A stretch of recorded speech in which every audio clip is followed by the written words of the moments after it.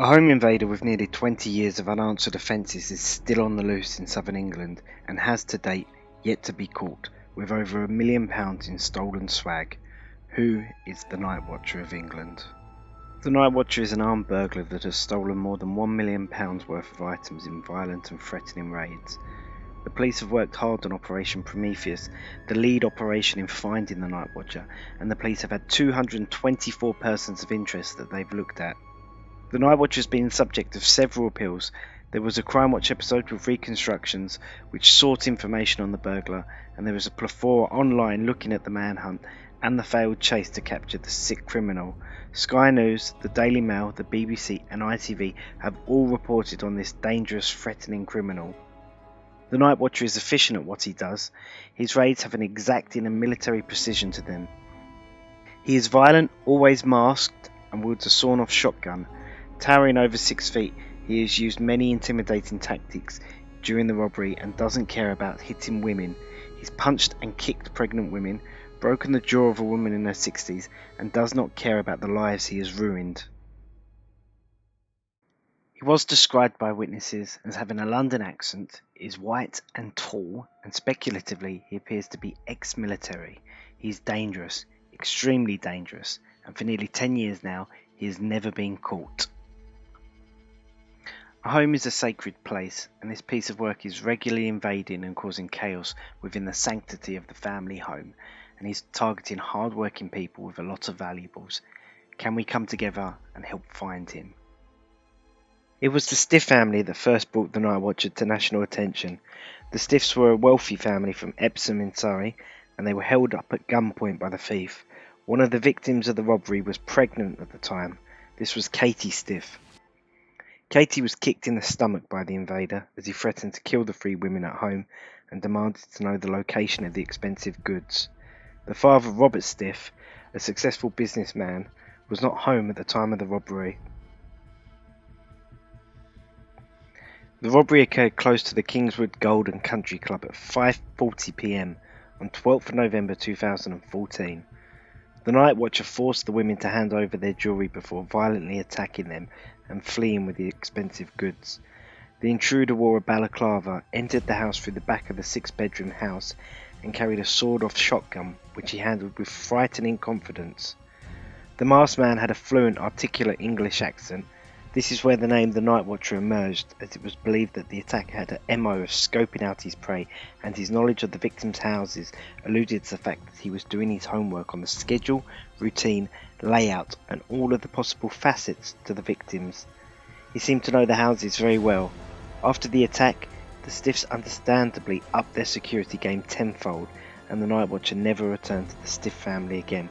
To this day, however, they still live in fear. After the Stiff robbery and the Crimewatch appeal, the shotgun-wielding madman started to get national attention. Some even dubbed the unknown criminal as a modern-day Robin Hood, because he was taken solely from the rich. But I can't imagine a Robin Hood-type figure with noble intentions kicking a pregnant woman in the stomach, nor did this coward even bother to give the money to the poor. It lined his own pocket. The Night Watcher then hit a house on Fishery Road in Maidenhead, Berkshire. This was just a couple of months after the Stiff family were attacked and matched the MO of the previous attacks. The Night Watcher wielded a shotgun, stole valuable items after entering the home, and was in full black gear including a balaclava, dark trousers, a rain jacket and ski gloves. The Maidenhead robbery gave the police further footage of the intruder. Again, the Night Watcher demonstrated how highly skilled he was at what he did. He seemed to know the layout of the house, left the back door open as a safety precaution, and showed evidence of adept tactical decision-making. This extraordinary level of competence pointed to a history in the armed service or possibly the police. The Night Watcher then hit his most high-profile target. In January 2016, the Night Watcher robbed the home of Lord and Lady March at Goodwood House in West Sussex. Using a ladder to get into the house, through an upstairs window before breaking in, he pushed and assaulted Lord March and stole over 700 grand worth of priceless and rare antiques, including a diamond tiara and ring given by Prince Charles II. Some of the items were too unique and too priceless to sell, so presumably would have been melted down and used in other items. The jewellery stolen from Goodwood House would include a diamond necklace worth £200,000. It became obvious that the night watcher had no limits to the extent of his egregious crimes, and that he targeted the wealthy for extremely valuable items. Lord March had connections to royalty and was the founder of the Goodwood Festival of Speed. He was a big name in the UK. He lost items of indescribable value. The night watcher hit big targets. After Lord and Lady March, the night watcher struck again in Surrey, back to the area of Kingswood. He targeted the Morris family on October the 26th, 2017 in an evening raid. This was his most violent attack yet. It was the usual routine and sheer hell for Susan Morris. Susan was bound with cable ties, and the night watcher made her to feel the shotgun that he held. He beat her until she gave up the location of the family jewels. The night watcher told Susan Morris that he would shoot her should her husband come home during the raid. The night watcher stole family heirlooms from Mrs. Morris's mother-in-law, who died just a year prior, and a brooch from her own mother. These items were priceless in their sentimentality. Susan Morris suffered a broken jaw, a missing tooth, and many bruises in the attack. She told police that she was positive she would be raped, but thankfully she wasn't.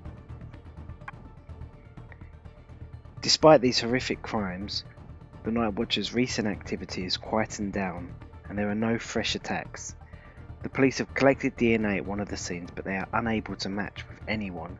They have detained and interviewed many suspects and people of interest, but have not brought any action to anyone as of yet. The police have petitioned the armed forces for information, but due to the confidential nature of this sector, they are unable to obtain DNA matches. The evidence strongly indicates that the night watcher had military precision in the way he executed the raids, the way he carried the gun, and how he scoped out and monitored his target. This was a deep level of sophistication to the raids. The night watcher could be using a fence to move the goods he's stolen, and many items have not just a priceless or sentimental value, but could be identifiable amongst the antique industry. Police say they are looking for a man who is white, has a stocky muscular build, is about 6 foot, 2 meters tall, speaks with a southern English accent, is a lone man, may have specialist knowledge and skills, uses a sawn-off shotgun and violence to threaten victims, appears aware of the layout of houses, who is at home, and the location of the safe and valuables. The night watcher struck in Kingswood, Surrey, Maidenhead, Berkshire, Chichester, Sussex, Sevenoaks, Kent, Maidstone, Kent, Virginia Waters, Surrey, and Kingswood, Surrey. The night watcher may be abroad at the time of this recording.